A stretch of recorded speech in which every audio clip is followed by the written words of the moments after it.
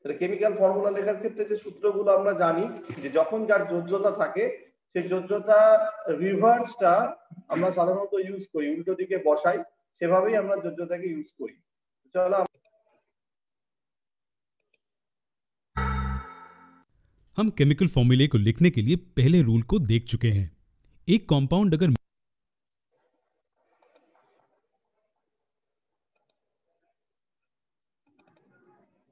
Metal और non metal से बना हो तो हम पहले मेटल कंपोनेंट को लिखेंगे और फिर नॉन मेटल कंपोनेंट को लिखेंगे। দেখো প্রথম রুল যেটা বলছে যে যদি মেটাল আর নন মেটাল থাকে অর্থাৎ ধাতু আর অধাতু থাকে তাহলে প্রথমে আমরা ধাতুকে লিখবো। আমি এটাকে বলি যে এরকম না ভেবে তোমরা যদি দুটোই অধাতু থাকে যেমন কার্বন ডাই অক্সাইড তখন আমরা কি করব? তার থেকে আমাদের স্যার আপনার কথা কাটা কাটা আসছে। যে বেশি তড়িৎ ধনাত্মক তাকে আগে লিখবো, যে বেশি তড়িৎ ধনাত্মক তাকে আগে লিখবো। এইভাবে যদি আমরা ভাবি তাহলে সুবিধা হবে যে কে বেশি তড়িৎ ধনাত্মক। তাহলে কে বেশি তড়িৎ ধনাত্মক? মেটাল আর নন মেটাল কম্বিনেশনের মধ্যে মেটাল প্রথমে, ধাতু প্রথমে, নন মেটাল পরে। ওকে ফাইন, কিন্তু বিষয়টা যেটা হচ্ছে যে কোনটা আগে হচ্ছে এবং কোনটা পরে হবে, এটা ধনাত্মকতা যার বেশি সেটা কিন্তু আমরা আগে লিখবো। इस तरह हमें NaCl या FeS मिलते हैं। चलिए अब दूसरा रूल समझते हैं। जैसे हमारा पहले रूल मेटल्स और नॉन मेटल से बने कॉम्पाउंड्स के लिए था, उसी तरह दूसरा रूल पॉलीएटॉमिक आयंस से बने कॉम्पाउंड्स के लिए है। लेकिन पॉलीएटॉमिक आयंस का क्या मतलब होता है? जी हाँ, हमने पहले ही देखा है कि पॉलीएटॉमिक आयंस वो मॉलिक्यूल्स होते हैं जिनमें चार्ज्ड एटम्स होते हैं। क्योंकि ये चार्ज्ड हैं हम इन्हें आयंस कहते हैं, और क्योंकि इनमें कई एटम्स होते हैं इन्हें पॉलीएटॉमिक यूनिट कहा जाता है। दूसरा रूल ये कहता है कि जब एक कंपाउंड में पॉलीएटॉमिक आयंस हों तो उन्हें ब्रैकेट्स की मदद से रिप्रेजेंट किया जाता है। एग्जाम्पल के तौर पर OH एक पॉलीएटॉमिक आयन है, उस पर नेगेटिव चार्ज है। जब ये आयरन के साथ कंबाइन होता है तो हमें कंपाउंड के रूप में आयरन हाइड्रोक्साइड मिलता है। अब ये कंपाउंड कैसे बनेगा? चलिए पहले वैलेंसीज को देखते हैं। हम जानते हैं कि दूसरे एटम के साथ बॉन्ड बनाने के लिए हाइड्रोक्सिल आयन एक इलेक्ट्रॉन ले सकता है, इसलिए इसकी वैलेंसी 1 है। हम जानते हैं कि आयन की वैलेंसी 2 है, इसका मतलब आयन अपने सबसे बाहरी शेल से 2 इलेक्ट्रॉन्स दे सकता है। लेकिन हाइड्रोक्सिल आयन सिर्फ एक ही इलेक्ट्रॉन ले सकता है। तो क्या इसका मतलब यह है कि आयन के एक एटम से जुड़ने के लिए हमें OH के 2 यूनिट्स चाहिए? जी। এটা এটা বোঝার আগে একটা জিনিস আমি আগের দিন আরেকটা জিনিস তোমাদেরকে ক্লিয়ার করে দিই। সেটা হচ্ছে এরকম যে ভ্যালেন্সি আমি যখন বলেছিলাম এটা একটা Chris cross method. Chris cross method মানে দেখো কিরকম দেখতে পাচ্ছ, এরটা এর ঘাড়ে যাবে, এরটা এর ঘাড়ে যাবে। This is called criss cross method. ঠিক আছে, অর্থাৎ এর ভ্যালেন্সিটা এর ঘাড়ে যাবে আর এর ভ্যালেন্সিটা এর ঘাড়ে যাবে, এটাকে বলা হচ্ছে ক্রিস ক্রস মেথড। मदद से आपको ये पूरी टेबल याद कराऊंगा। इस टेबल যে কোনো মলিকিউলের ক্ষেত্রে আমরা যদি দেখি যে যার ক্ষেত্রেই হোক না কেন, যে আমরা যখন দেখব তখন এই ক্রিস ক্রস মেথডটাকে কিন্তু আমরা সাধারণত ব্যবহার করে থাকি। তাহলে ক্রিস ক্রস মেথডটাকে আমরা আর কিভাবে বলতে পারি? পুরো প্রক্রিয়াটা চলছে। তাহলে যে যোজ্যতা সরবস্থিত কক্ষে যতগুলি ইলেকট্রন আছে সেটি তার যোজ্যতা আপ টু 4, কিন্তু 4 এর উপরে যখন হচ্ছে তখন 8 থেকে বিয়োগ করতে হচ্ছে। যে অষ্টক পূর্তি হতে গেলে, সোজা কথা, অষ্টক পূর্তি হতে গেলে কতগুলো ইলেকট্রন ছাড়বে বা নেবে সেটাই হচ্ছে তার ভ্যালেন্সি। এবার যদি 4 অপেক্ষা কম হয় সেটা ছেড়ে দিতে চাইবে, সে না আপ টু 4 হচ্ছে সেটাই। আর 4 এর বেশি যখন হবে তখন সে কি করবে, যে কতগুলো নেবে, যেমন 8 থেকে বিয়োগ করলে সেটাই তার ভ্যালেন্সি। নিয়নের যেহেতু 8টা ইলেকট্রন, এর কিন্তু ভ্যালেন্সি দেখো কত হয়ে গেছে, 0 হয়ে গেছে। আবার দেখো সোডিয়াম, ম্যাগনেসিয়াম এদের ক্ষেত্রে কিন্তু এরকম ভাবে পরস্পর হয়েছে। ওকে, আশা করছি বুঝতে পারছি। আর্গন আবার 0 হয়ে গেছে। এটা আমরা আগেই বলেছিলাম যে এটাকে কিভাবে করা যায়। এইটার উপরে বেস করেই কিন্তু আমাদের এই কেমিক্যাল ফর্মুলাগুলো লিখতে হয়। তাহলে দেখো কেমিক্যাল ফর্মুলা रूल्स आइडेंटिफाई कर लेते हैं। फर्स्टली केमिकल फॉर्मूला लिखते समय हमेशा ध्यान रखें कि मेटल या कैटायन हमेशा पहले लिखते हैं और नॉन मेटल या एनायन को बाद में। इसी चीज को हम तब भी फॉलो करते हैं जब हम केमिकल कंपाउंड्स का नाम लिखते हैं। मैग्नीशियम क्लोराइड का एग्जाम्पल लेते हैं। इसमें मैग्नीशियम जो कि पहले आता है एक मेटल है और क्लोरीन एक नॉन मेटल। दूसरा ये कि एक एटम की वैलेंसी या चार्ज हमेशा बैलेंस्ड आउट होना चाहिए, जैसे कि हमने मिस्टर इंकी के हाथों के साथ किया था। यहाँ मैग्नीशियम की वैलेंसी है 2 और क्लोरीन की 1। क्या आप इसका फॉर्मूला गेस कर सकते हो? जी हाँ, MgCl2। बहुत अच्छे, आपने तो बहुत जल्दी सीख लिया। इसे क्रिस क्रॉस मेथड कहते हैं। चलिए एक और एग्जाम्पल देखते हैं। कार्बन डाइऑक्साइड का फॉर्मूला क्या होगा? आपको उनकी वैलेंसीज तो पता This is the problem we have. See, carbon has a valency of 4 and oxygen has a valency of 2. But the question is that, as we have seen, that the metal should be written first. Now the question is, where is the metal? ধাতু আগে লিখবো, কিন্তু এখানে ধাতু কোথায় আছে? আছে কি ধাতু? দুটোই তো অধাতু। তাহলে কে বেশি ইলেকট্রোপজিটিভ? কার্বন বেশি ইলেকট্রোপজিটিভ না অক্সিজেন বেশি ইলেকট্রোপজিটিভ? কে বেশি তড়িৎ ধনাত্মক? কার্বন বেশি তড়িৎ ধনাত্মক। C4+ অর্থাৎ যে ক্যাটায়ন হচ্ছে, এখানে আমাকে দেখতে হবে কে ক্যাটায়ন রূপে আত্মপ্রকাশ করে আর কে অ্যানায়ন রূপে আত্মপ্রকাশ করে। তাহলে ক্যাটায়ন কে হবে? যে তড়িৎ ধনাত্মক। তাহলে এখানে কার্বন তড়িৎ ধনাত্মক রূপে আত্মপ্রকাশ করে, সেই জন্য এই দুটোর মধ্যে তাহলে আমরা কি লিখবো? CO2। O2C কিন্তু লিখতে পারবো না।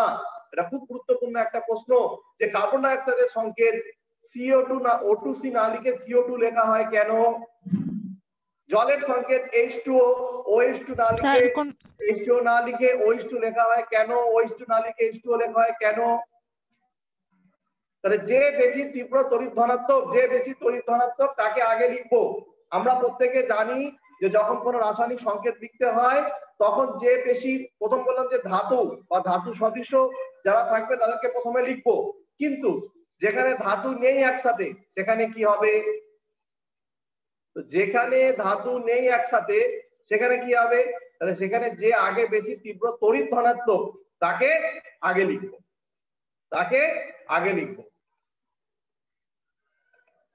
ही है। सिंप्लीफिकेशन के बाद फॉर्मूला बनता है CO2।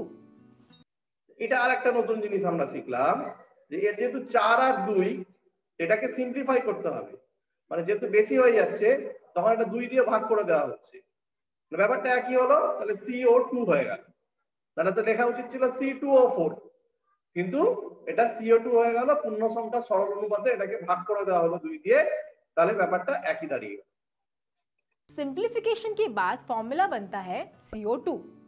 सिंपल कंपाउंड्स जो कि सिर्फ 2 एलिमेंट से बने होते हैं उन्हें बाइनरी कंपाउंड भी कहा जाता है।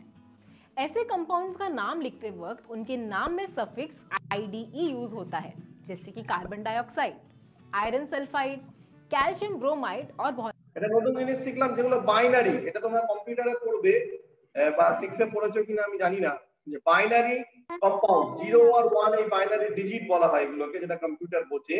তো এই বাইনারি কম্পাউন্ডস এর ক্ষেত্রে দেখো লাস্টে আইড আসছে, ide, carbon dioxide, iron sulphide, calcium bromide.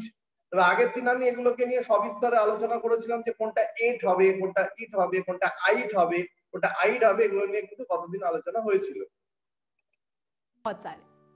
अब फाइनली अगर कंपाउंड के अंदर एक से ज्यादा पॉलीएटॉमिक आयंस होते हैं तो उन्हें ब्रैकेट्स में लिखा जाता है, जैसे कि कैल्शियम हाइड्रोक्साइड और अमोनियम सल्फेट। अगर हम कैल्शियम हाइड्रोक्साइड को करीब से देखें तो आपको दिखेगा कि हम फॉर्मूला में कैल्शियम एटम के नंबर को रिप्रेजेंट नहीं करते, क्योंकि वो 1 है। चलिए अब अगर ये रूल्स क्लियर हैं तो हम फिर से कुछ फॉर्मूला लिखने का ट्राई करते हैं। यहाँ हमारे पास कार्बन टेट्राक्लोराइड है, जहाँ कार्बन की वैलेंसी 4 है और क्लोरीन 1। बैलेंसिंग के बाद हमें CCl4 मिलता है। सिंपल है ना? एक एग्जाम्पल आयंस के साथ देखते हैं। एल्यूमिनियम सल्फेट बना है एल्यूमिनियम कैटायन और सल्फेट एनायन से। अब एल्यूमिनियम पे चार्ज होता है 3+ और उसकी वैलेंसी भी 3 है। सिमिलरली सल्फेट की वैलेंसी है 2 और चार्ज 2-। तो क्रिस क्रॉस मेथड से एल्यूमिनियम सल्फेट का फॉर्मूला बनता है Al2SO4 whole thrice. Similarly calcium hydroxide के लिए हमें फॉर्मूला मिलता है CaOH whole twice. Bracket use करना ना भूलिएगा, वरना फॉर्मूले का मतलब ही बदल जाएगा और वो गलत भी हो जाएगा। तो अभी तक हमने जो भी पढ़ा है उसका एक रिकैप कर लेते हैं। एक केमिकल रिएक्शन में তাহলে দেখো এই যে আমরা কি দেখলাম যে ব্র্যাকেট গুলোকে আমরা কিভাবে লিখছি, অর্থাৎ দেখতে পাচ্ছ যে এই যখন মূলক থাকছে সেই মূলক গুলোকে আমরা ব্র্যাকেটের মধ্যে দিচ্ছি, কারণ এর ওভারঅল ভ্যালেন্সিটা যোজ্যতা হচ্ছে 2, সেই জন্য কিন্তু আমরা এটাকে এরকম ভাবে লিখছি যে ওভারঅল যোজ্যতাটা কত এটার উপরে ডিপেন্ড করে কিন্তু আমরা এটা এরকম ভাবে লিখছি। A chemical formula is a symbolic representation of atoms and molecules of a substances in a chemical reaction. Valency is the combining capacity of an atom with other atoms. For ions, valency is equal to the magnitude of charge. তাহলে চার্জের হচ্ছে সমান, এটা কার ক্ষেত্রে হচ্ছে, আয়নের ক্ষেত্রে আমরা দেখতে পাচ্ছি যে এটা হচ্ছে চার্জের সমান। ঠিক আছে, তাহলে এই রকম ভাবে এই বিষয়টা হচ্ছে। তাহলে এই চার্জের যে বিষয়টা, এটা অনেকগুলো rules for writing chemical formula in a chemical formula metal or cation, এটা খুব ভালো লিখেছে, স্ক্রিনশট করে নাও সবাই। In a chemical formula metal or cation, metal নাও থাকতে পারে কিন্তু ক্যাটায়ন থাকবে, মেটাল নাও থাকতে পারে কিন্তু ক্যাটায়ন থাকবে। তাহলে in a chemical formula metal or cation is written first. Similarly, a non-metal or anion is written next. Rule 2, the valency of atoms must be balanced. In case of compounds containing ions, the charges on ions must be also balanced. Rule 3, if a compound contains more than one polyatomic ions, then it is written within bracket. যদি একটার বেশি polyatomic ion থাকে তাহলে আমরা এটাকে ব্র্যাকেটের মধ্যে লিখবো, যেমন CaOH2 FeOH3, তাই না, এরকম ভাবে আমরা লিখবো। কিন্তু যদি অ্যালুমিনিয়াম অক্সিজেন থাকতো তাহলে Al2O3 লিখে দিতাম, সোডিয়াম অক্সাইড থাকলে Na2O লিখে দিতাম, সেটা নিয়ে আমাদের চাপ ছিল না। Rule 5, the compounds which are made up of only two different elements are called binary compounds. তাহলে এইভাবে আমরা টোটালটা কিন্তু শিখলাম।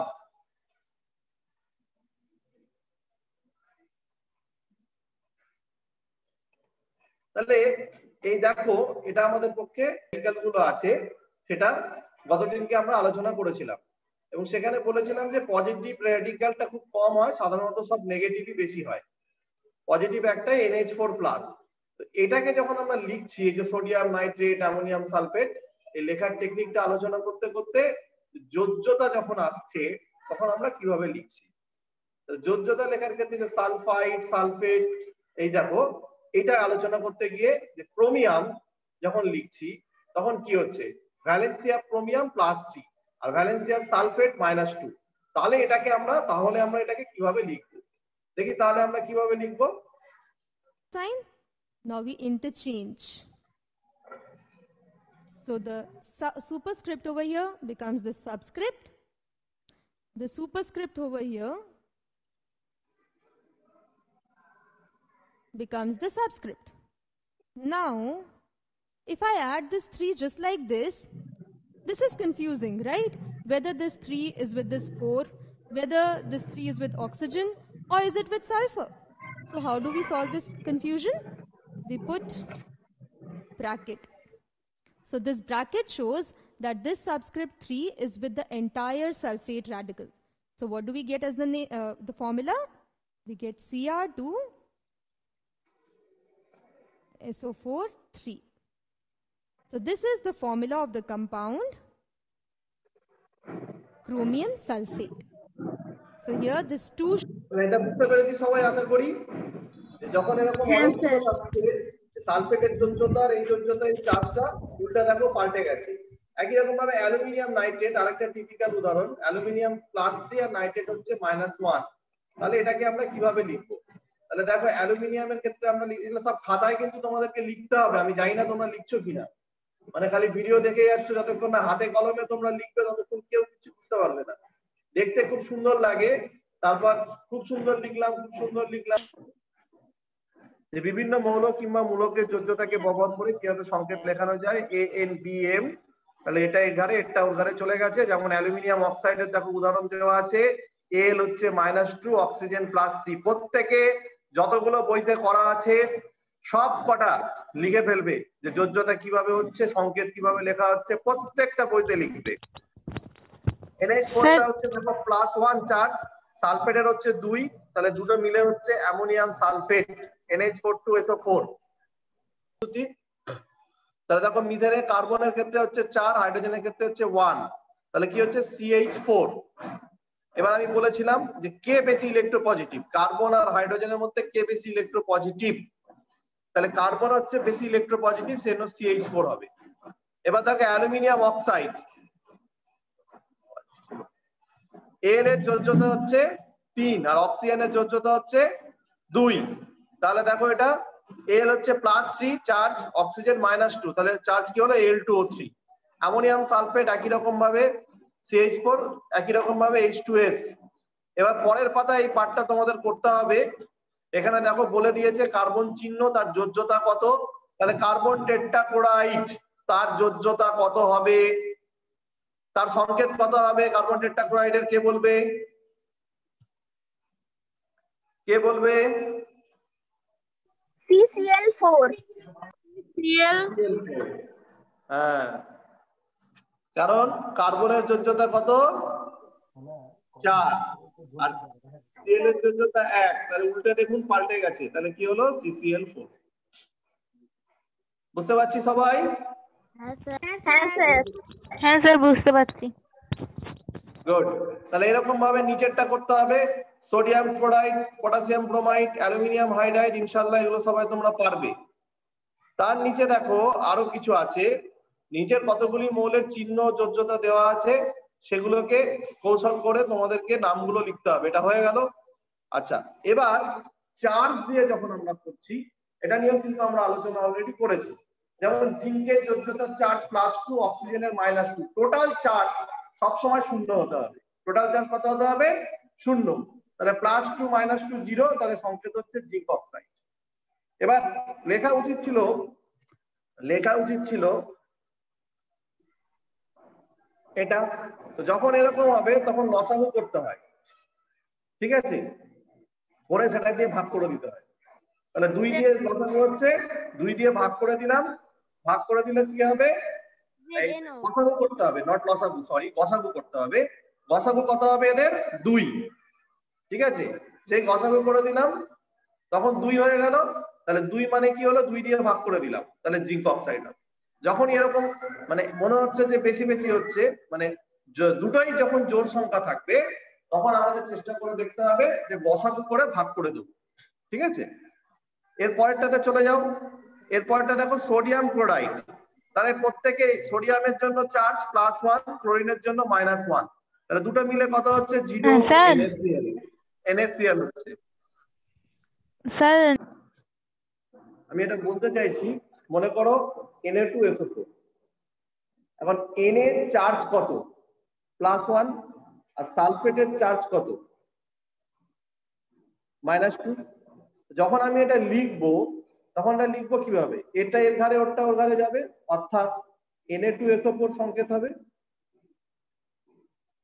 কিন্তু চার্জ যখন ক্যালকুলেশন করছি, তাহলে Na2 মানে হচ্ছে কত? 2 গুণিতক +1, আর কি হচ্ছে এর ক্ষেত্রে কত হচ্ছে? -2, তাহলে শুধু -2 হবে, একটাই যেহেতু আছে, তাহলে 2 - 2 সমান মোট চার্জ কিন্তু 0, মোট চার্জ সমান 0। বুঝতে পারছি সবাই? স্যার স্যার আরেকবার বুঝিয়ে দিন না। হাতে লিখতে হবে, হাতে না লিখলে বুঝতে পারবে না, হাতে করে লিখতে হবে, না হলে বুঝতে পারবে না। আবার বোঝাচ্ছি, দেখো Na এর চার্জ +1, SO4 চার্জ -2, তাহলে যখন সংকেত লিখবো আমরা জানি এটা ওর ঘরে যায়, এটা ওর ঘরে যায়, তখন লিখবো Na2SO4। এবার N এর ক্ষেত্রে কি হচ্ছে, যে আমরা দেখলাম +1 হচ্ছে, তাহলে দুটো Na আছে, তাহলে 2 × +1 সমান +2। আর সালফেটের ক্ষেত্রে কি হচ্ছে, সালফেটের ক্ষেত্রে প্লাস লিখছি যেহেতু টোটাল চার্জটাকে ক্যালকুলেশন করছি, -2, তাহলে এটা -2 হলো, তাহলে +2 - 2 সমান 0। ওকে, বুঝতে পেরেছি সবাই? হ্যাঁ স্যার। অ্যালুমিনিয়াম অক্সাইড, এটা বেশ মজার ব্যাপার। অ্যালুমিনিয়ামের চার্জ কত? +3। আমি কিন্তু এটা ভ্যালেন্সি দিয়ে লিখতে পারতাম, কিন্তু আমি যেহেতু এটা চার্জ ক্যালকুলেশন করছি, তাই আমি চার্জ দিয়ে দেখাচ্ছি তোমাদেরকে, অক্সিজেন -2। তাহলে কি করে হবে, এটা ওর ঘরে যখন যাচ্ছে তখন আমি লিখছি Al2O3।